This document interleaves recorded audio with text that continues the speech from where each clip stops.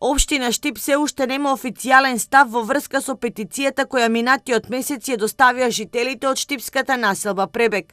Нивното барање за да се стопира отворањето на мал групен дом во едно од зградите засега не е разгледувано, информира денес портпаролот на градоначалникот Кристина Костова.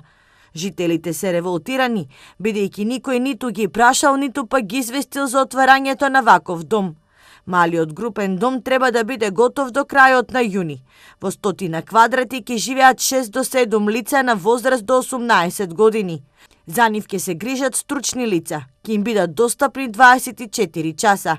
Средствата за преадаптација на просторот се обезбедени од Министерството за труд и социјална политика. Отварање на мал групен дом, Министерството за труд и социјала планира да отвори уште на неколку локации, меѓу кои во неготинското село Тимјаник. Тамошните жители се заканија со протести и блокирање на патиштата.